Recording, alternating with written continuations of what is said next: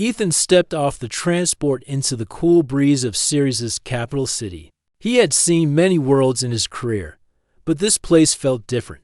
Tall spires of pale stone rose into the sky, their smooth curves catching the light of the twin suns. Guards in polished armor stood at regular intervals, their faces hidden behind helmets shaped like curious alien faces. Ethan carried only the essentials, his sidearm, a data pad, and the weight of his promise. He had volunteered for this mission because he believed every life was worth protecting. Now, as he stared at the palace ahead, he prepared for whatever lay inside.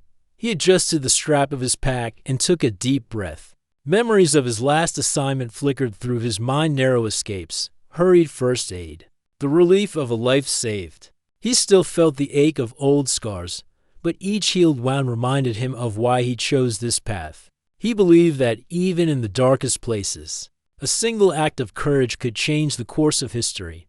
As he walked toward the grand gates, he repeated his personal vow to guard the diplomat with his life, no matter the cost. The palace entrance was wide and arched, carved with scenes of ancient treaties and long-forgotten heroes.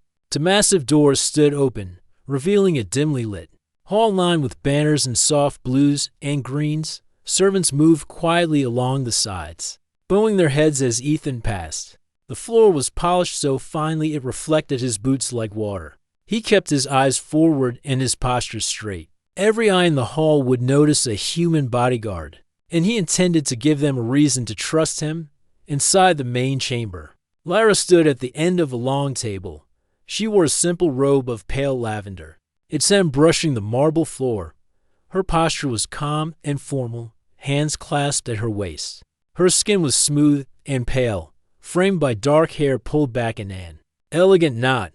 Ethan felt a small jolt of recognition, that same poised confidence he had faced in his last diplomatic detail.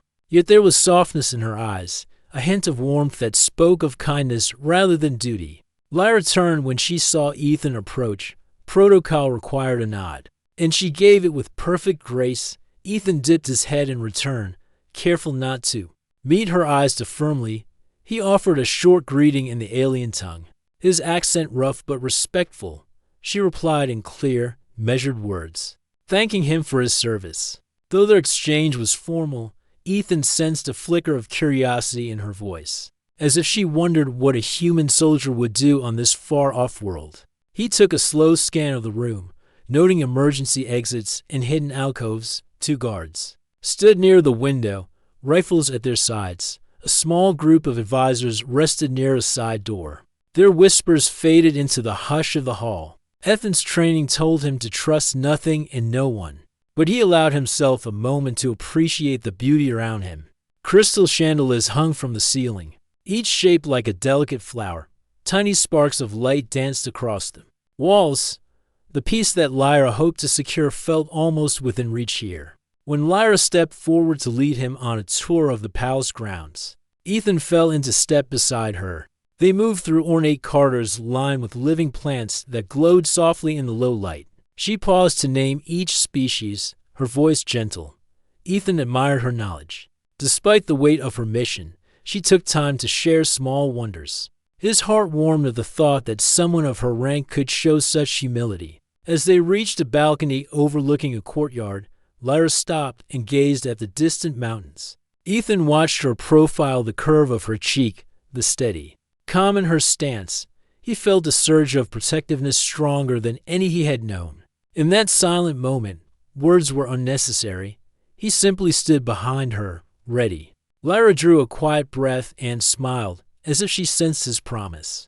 Together, they watched the alien world in peace, unaware of the shadows that waited beyond the palace walls. Ethan woke early on the second day of his assignment. The palace corridors were quiet, lit by soft lanterns that cast long shadows on the marble floors. He paused by the grand windows to watch the sunrise over the twin suns of Ceres. Their light painted the tall spires gold and pink. Ethan felt a sense of calm before the day's work began. He checked his sidearm and data pad, then slipped into the hallway. Every step was silent. He knew danger could hide behind even the most beautiful walls. As Lyra's bodyguard, he would not rest until he had earned her trust. When Ethan reached the audience chamber, Lyra was already there. She stood before a long table of maps and treaties, studying each line with careful attention. Her robe of pale lavender fell softly to the floor. Her dark hair was pulled back in a neat knot.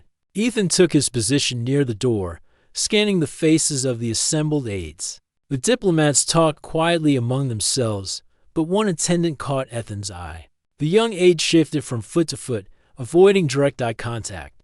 His robe looked fine at first, but Ethan noticed it was too loose around the waist. As if something hid beneath. Ethan waited until the meeting broke. The aides rose and left in small groups. Ethan followed the suspicious aide at a distance. The man moved down a side corridor and glanced over his shoulder. Ethan slowed to give him space, then quickened his pace when the aide turned into a narrow passage lined with shadows. The air smelled faintly of ozone and old stone. Ethan's hand hovered near his sidearm, ready but not drawn. He believed in firm action, not reckless force. He crept forward until he heard the soft rustle of cloth. He rounded the corner and saw the aide kneeling by a small alcove. Ethan stepped out of the shadows and called in a low voice, "Stop." The aide jumped and dropped a small metal cylinder. Ethan moved swiftly to pick it up. The cylinder was sealed, but a thin line of red paint marked its edge. Ethan pressed the safety latch and opened it. Inside lay a folded paper and a single drop of red ink. No blaster or blade, just a message. Ethan's heart beat faster as he read the note. The treaty must fail. The aide's eyes widened with fear. Ethan reached out and gripped the aide's arm. His voice was calm but firm. "Who sent this?" The aide swallowed hard and stammered. "I was told to slip it to the diplomat for a promise of favor." Ethan frowned. He did not like threats or hidden plots. He escorted the aide back to the audience chamber. Lyra stood waiting, her pale face showing concern. Ethan held out the cylinder and unfolded the paper. She read the words and her eyes widened. Without a word, she stepped forward and touched Ethan's shoulder in a brief gesture of thanks. Lyra led the aide away for questioning. Ethan stayed by the door, watching the other diplomats exchange worried glances. He felt a surge of pride to see Lyra trust him enough to break her own protocol. The faint touch on his shoulder had meant more than any praise could. He knew then that she understood his loyalty and his vow. Ethan straightened his posture and prepared for the next move. He would not let the threat go unanswered. After the meeting, Ethan joined Lyra in her private study. She closed the door and motioned for him to sit. Candles flickered on the desk, and the scent of fresh parchment filled the air. Lyra poured 2 glasses of water and handed one to Ethan. "Thank you," she said softly, "for keeping me safe." Ethan shook his head. "I only did my duty." She smiled, the first genuine smile he had seen. "Your duty is also my safeguard." They talked quietly about the palace guards and the security grid. Ethan shared his plan to increase patrols in the shadowed corridors. Lyra listened and then added her own ideas. She suggested tighter checks on all staff robes and a review of palace access codes. Ethan nodded at each point. Together, they formed a clear strategy. Their voices blended in calm determination. For the first time, Ethan felt that the diplomat and the bodyguard were equals in a partnership. He respected her mind as much as she respected his strength. The bond between them grew firmer with every shared thought. As the suns dipped low in the sky, Lyra invited Ethan to walk with her along the palace ramparts. They moved in silence, side by side. Below them, the gardens lay in soft shadow, the glowing plants blinking like stars. Lyra paused at the edge and looked out over the city. Ethan stood close behind, ever watchful. The cool breeze carried a faint whisper of trouble beyond the walls. Ethan tightened his grip on his sidearm. Lyra sensed his readiness and turned to him with quiet trust in her eyes. They did not speak of fear or doubt. Instead, they shared a moment of peace before the storm. Ethan knew that more threats waited in the dark corridors of Ceres, but with Lyra's confidence in him, he felt ready to face whatever came next. Together, they would protect hope and secure the fragile peace on this distant world. Ethan awoke before sunrise on the 3rd day. The pale light of dawn filtered through the narrow windows of his quarters. He dressed quickly, checking the straps of his holster and the charge in his comm link. Today was the day of the grand welcome ceremony. Thousands of delegates and dignitaries would fill the great hall. Lyra would speak to the assembled guests, and Ethan would stand at her side. He felt the familiar weight of responsibility settle on his shoulders. He would not let her down. He found Lyra in her private briefing room. She stood by a table of maps and guest lists. Her robe of lavender folded neatly on a chair. Her dark hair was loose today, soft around her shoulders. She looked up and offered him a small smile. Ethan nodded in return, his own expression calm and confident. He handed her a data pad showing the schedule. She studied it and then traced a finger along the timeline. "We go on at 10. She said softly. "I will speak at 10:30. The rest of the day is full of meetings." Ethan tapped the pad. "Security teams are in position. I will patrol the entrances and the stage area before you step out." Lyra closed her eyes for a moment. "Thank you," she whispered. Ethan felt his heart tighten at the simple word. He bowed his head and left to begin his rounds. The great hall was already filling when Ethan arrived. Rows of chairs lined the polished floor. Banners of blue and green hung from the ceiling. Crystal lanterns shone with gentle light. Servants moved among the guests, offering refreshments. Ethan checked each exit, each hidden door. He spoke briefly with the alien guards, sharing notes on crowd flow and possible blind spots. All seemed in order. Yet Ethan knew that danger could hide in plain sight. As the ceremony began, Lyra entered on the arm of a high-ranking official. She moved with grace, her eyes scanning the crowd. Ethan slipped to the edge of the raised platform. From here, he could see every face. He noted a pair of technicians near the lighting rig who shifted nervously. Their robes seemed too thick for warm weather. Ethan's instincts flared. He slid silently down the side of the stage and circled behind the technicians. He found a small toolkit at their feet. One technician held a latch in his hand, while the other adjusted cables on a support beam. Ethan stepped forward and placed a firm hand on the nearest shoulder. The men froze. He spoke in a low voice. "I need to inspect your equipment." They stammered apologies and pushed the toolkit toward him. Ethan opened it and found a small device wrapped in cloth. He unwrapped it gently. It was a time charge, set to go off under the stage in minutes. Ethan's pulse quickened. He turned to the technicians. "Why?" he asked quietly. The older man's eyes flicked to the stage where Lyra prepared to speak. "Orders," he said. "We only follow orders." Ethan pressed the device and held the safety switch. He needed to act fast. He slipped the device into his pack and signaled to the palace guard commander by his comm link. Within seconds, uniformed guards arrived and escorted the technicians away. Back on the platform, Lyra raised her hands for silence. The crowd hushed. She began her speech, her voice clear and steady. Ethan watched her in relief. She spoke of peace and partnership, of respect and hope. Her words echoed through the hall, weaving images of shared futures and common dreams. Ethan felt tears in his eyes at her courage. She was moving hearts and minds with every sentence. When she finished, the crowd rose in respectful applause. Ethan climbed the steps beside her. Lyra turned and pressed a gloved hand to his arm. The simple touch spoke louder than any words. She inclined her head to him, a private sign of gratitude. Ethan bowed slightly, his chest warm with pride. Together, they acknowledged the crowd. After the ceremony, Ethan led Lyra to a small rose garden attached to the palace. Twin suns had climbed high, warming the air. Roses of soft pink and white bloomed along winding paths. Lyra inhaled their scent and smiled. Ethan stood nearby, scanning the hedges for hidden threats. None appeared.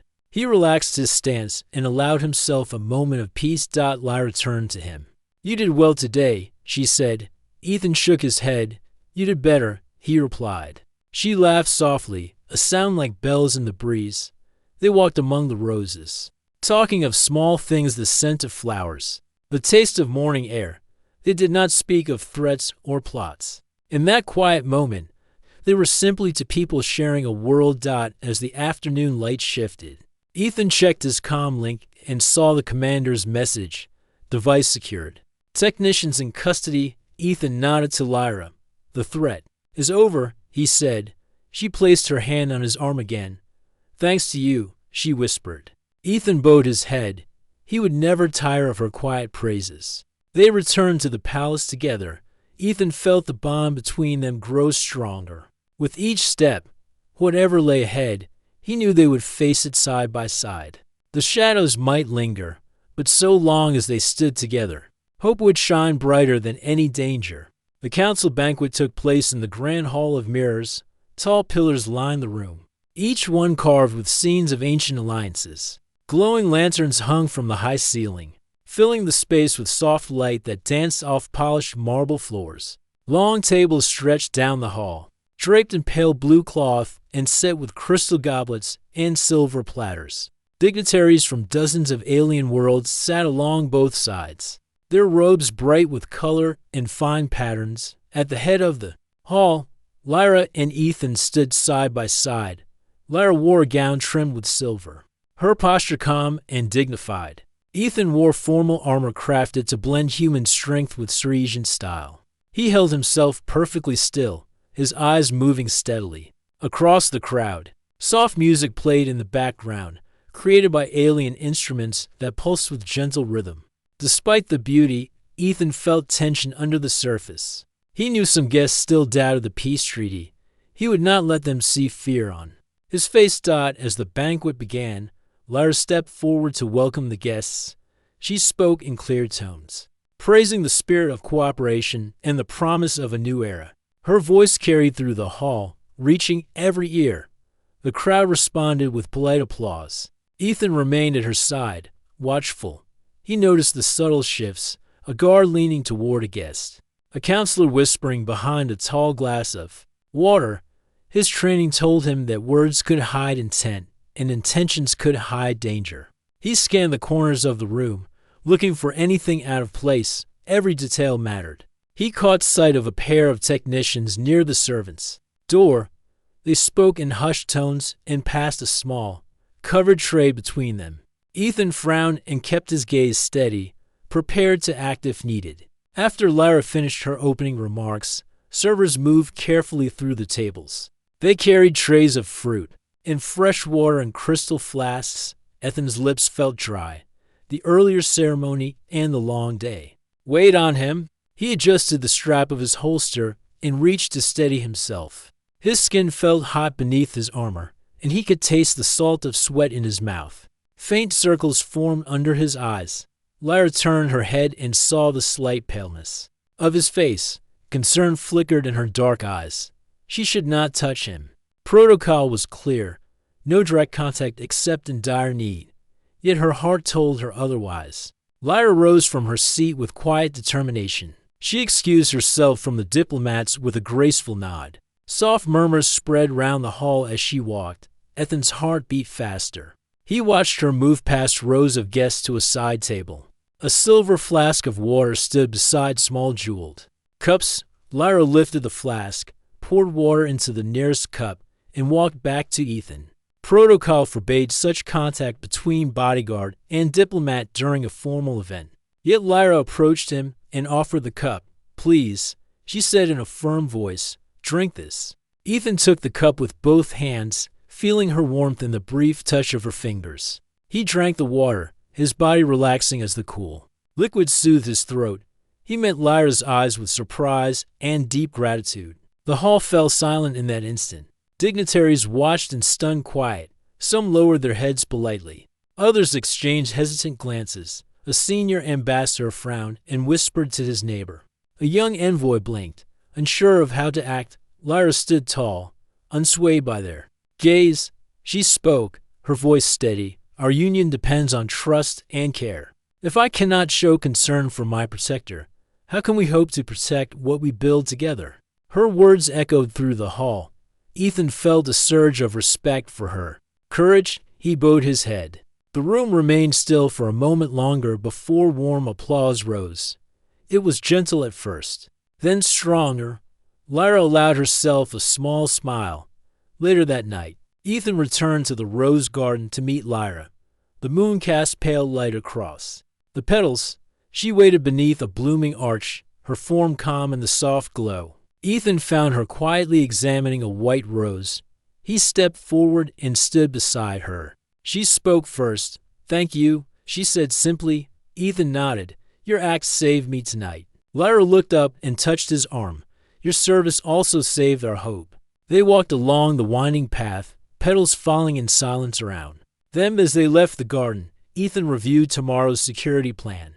Lyra shared her hope for a peaceful meeting with the council's leaders. The night air held promise and challenge. They knew whispers of unrest still lingered in hidden chambers.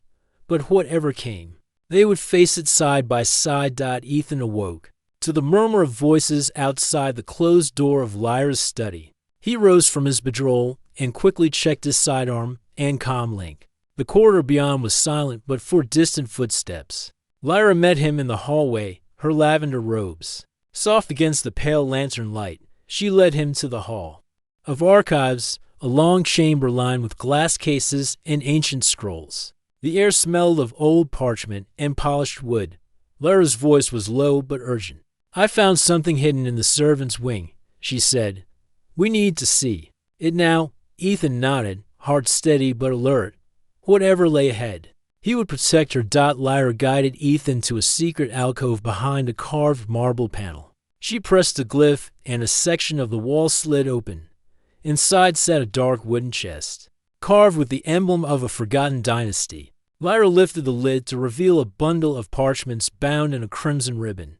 Ethan took the papers gently, careful not to tear the brittle edges. Each parchment bore fine script in the hand of prominent senators, letters of instruction to delay the treaty talks, and notes to remove the obstacle at the signing ceremony. Seals stamped in silver bore the insignia of 3 council members. Ethan felt a chill.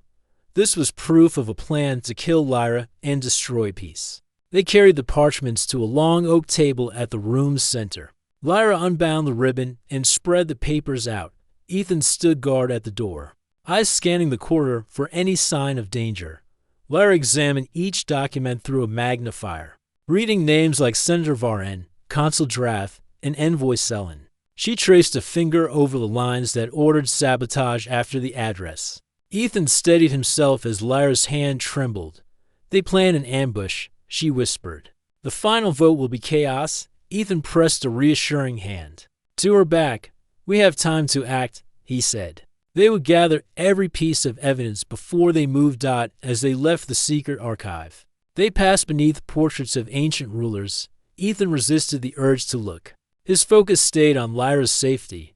They reached the quarters of Captain Zara, commander of the palace guard.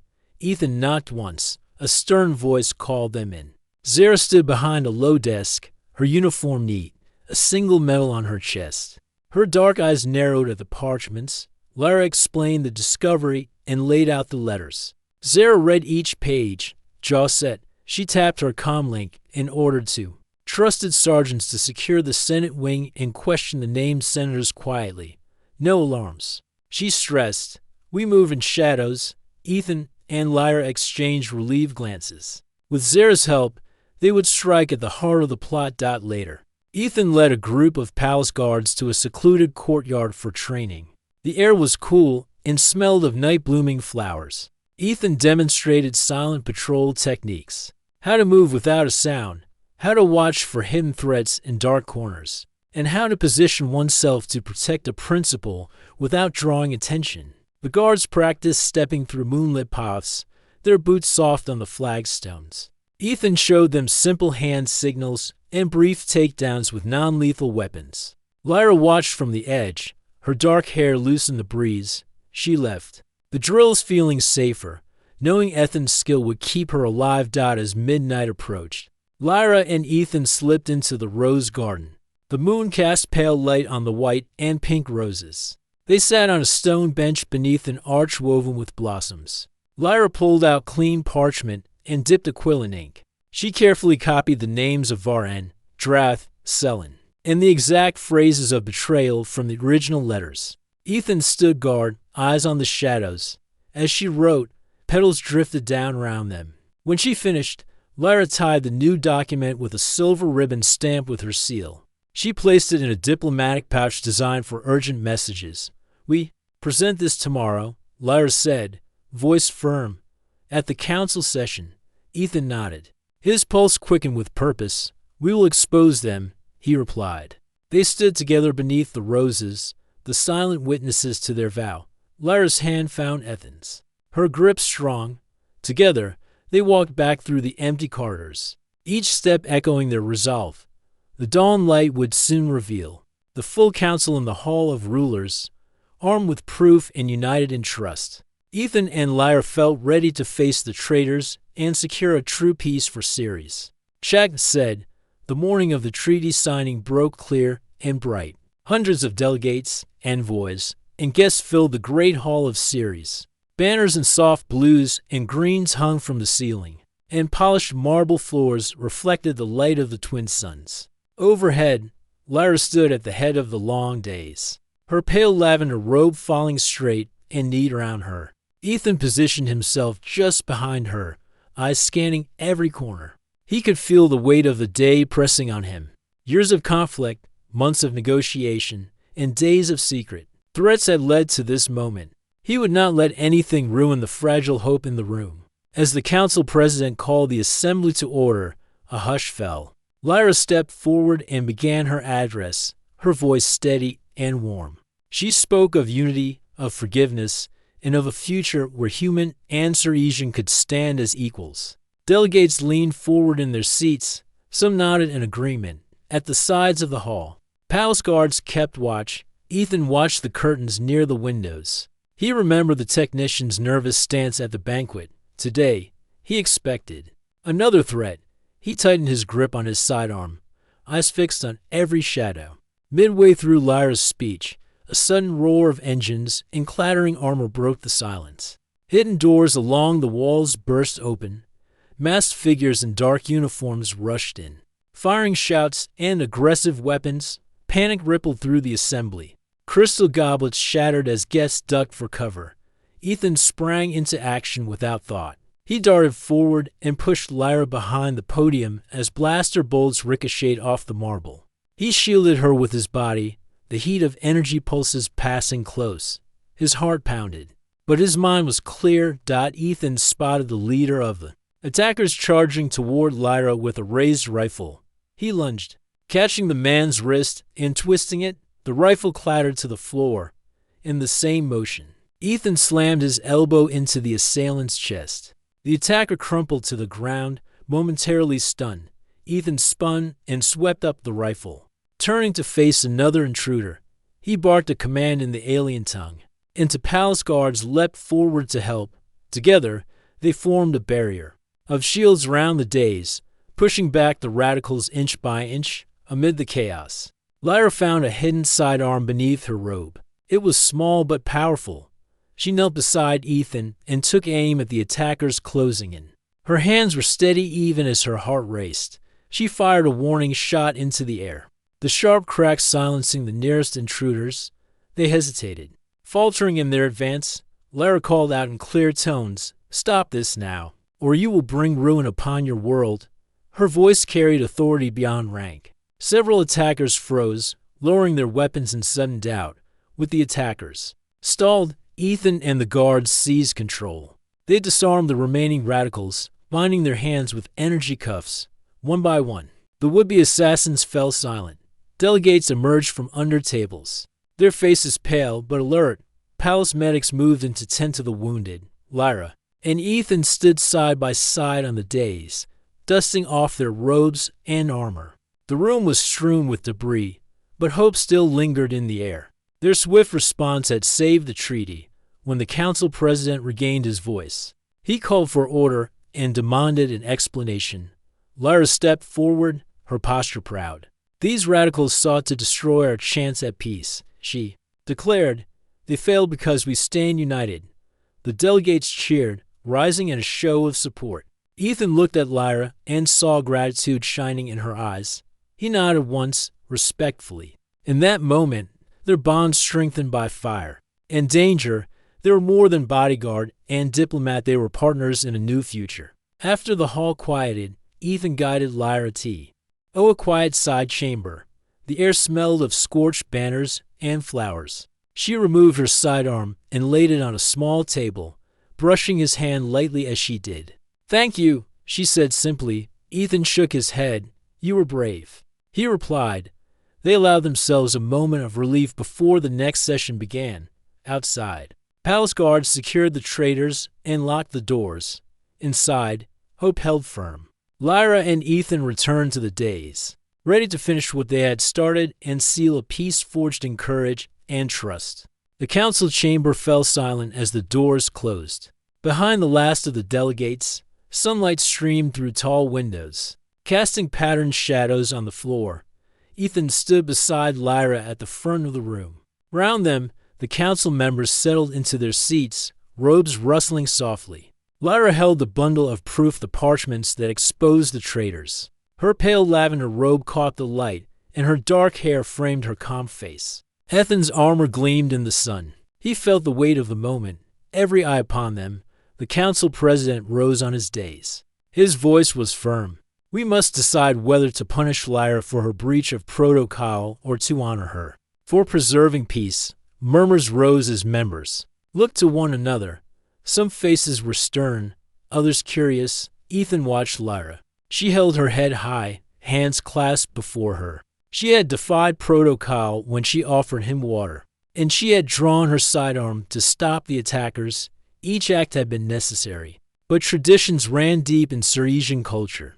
A senior ambassador spoke first. She was tall, her robes bright, with gold embroidery. "Diplomatic rules exist to protect order," the ambassador said. "We cannot ignore them." Several nodded in agreement. Ethan's chest tightened. He remembered Lyra's quiet courage, how she chose loyalty over ceremony. He glanced at her, wishing he could speak for her cause. Before he could react, Lyra stepped forward. "Honor is more than rules," she said, her voice clear. "Protocol serves peace, but when peace is under fire, we must act. Ethan saved my life and the treaty. Today, we choose to protect hope, not punish bravery." She held out the parchments. "These names show that some would destroy our future. If we reward fear, we lose courage. If we honor courage, we find strength." Her words echoed through the hall. Delegates leaned forward, listening. Silence followed her speech. Then a gentle clap broke the hush. One delegate stood and began to applaud. Soon, others rose, clapping in respect. Ethan felt relief wash over him. He bowed his head slightly to Lyra. She gave a small, thankful smile. The council president lifted his gavel. "So be it," he declared. "We honor Lyra's actions and ratify the treaty." A cheer rose from the chamber as delegates embraced and exchanged proud handshakes. After the vote, the council president addressed Ethan. "Bodyguard Ethan of Earth," he said, "your service has earned you more than praise. By the power vested in this assembly, we grant you honorary Ciresian citizenship." A counselor brought forward a finely wrought medallion on a silver chain. The medallion bore the symbol of unity, the hands joined across a star. He placed it around Ethan's neck. Ethan's eyes widened. He felt the cool metal settle against his chest. He bowed respectfully to the council and then to Lyra. Lyra stepped forward and laid a hand on Ethan's arm. The simple touch spoke volumes. She looked at him with pride. "You deserve every honor," she said softly. Ethan's heart swelled. He realized that this moment was more than recognition of his duty. It was a bond between two worlds. Outside the chamber, crowds gathered in the courtyard. Silesian and human soldiers stood side by side. Lyra and Ethan emerged to applause. Delegates approached to shake Ethan's hand and share smiles. Children waved small flags of both worlds. The air smelled of fresh flowers and warm sun. Ethan looked at Lyra and saw hope shining in her eyes. She raised the treaty scroll high, and the crowd cheered once more. That evening, a simple celebration took place in the rose garden. Lanterns hung from branches, casting a soft glow on pale petals. Lyra and Ethan walked among the paths, the medallion resting on Ethan's chest. He gently touched it as they passed a white rose. Lyra said, "This is the beginning of something." Noob Ethan nodded. "Together, we will protect it." They stood beneath the arch of blossoms, watching petals drift in the lantern light dot as night deepened. Lyra turned to Ethan. Her voice was quiet. "You have become more than my guard," she said. "You are my friend and my partner." Ethan felt warmth fill him. He bowed his head. "And you are my reason," he replied simply. The roses swayed in the breeze, as if in agreement. In the days that followed, the human and Ceresian fleets trained side by side, learning each other's ways. Diplomats from both worlds met in the palace, forging new treaties of trade and exploration.